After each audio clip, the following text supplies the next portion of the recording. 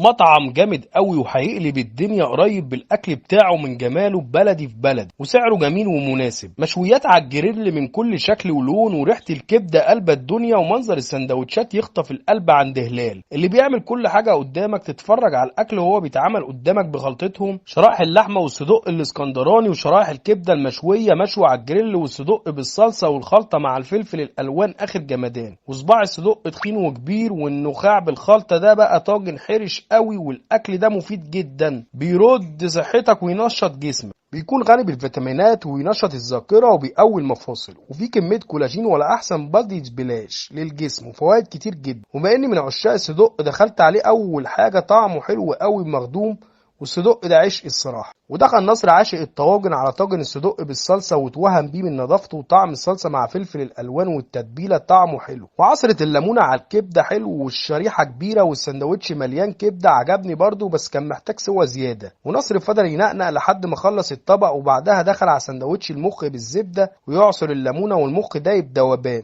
سندوتش اللحمه المشويه طريه ومستويه وطعمها جامد، اموت انا في المشاوي. طعم الاكل جامد قوي عامه، الاكل طازه وطعمه قوي، وحلويات بقى وكبد وقلوب في الصلصه الحاميه اخر عظمه. طاجن النخاع ده حاجه تقيله وحرشه قوي بتاع الاكيله اصحاب المزاج العالي، وطعمه وهم يخطف القلب. الاكل كله كان جامد عامه وطعمه حلو وفريش، وبتشوف الاكل قدامك وهو بيتعمل. هلال هيقلب اسكندريه وهيخطف قلوب الاسكندرانيه حقيقي، وكمان لان اصلهم جزارين من بحري كمان. وبنشكر الشيف الجويلي ورجالته احلى ستاف اللي رحبوا بينا قوي، ونتمنى لهم التوفيق. وقالوا لنا هينزل عروض كتيره جدا في الفترة اللي جاية هتكسر الدنيا. والمكان موجود في كامب جزار في شارع نفق البحر ما بين محطة الترام وشارع بورسعيد، وده المنيو بتاعهم ونتمنى تجربوه هيعجبكم. ونشوفكم في تجربة جديدة مع المطعم جية.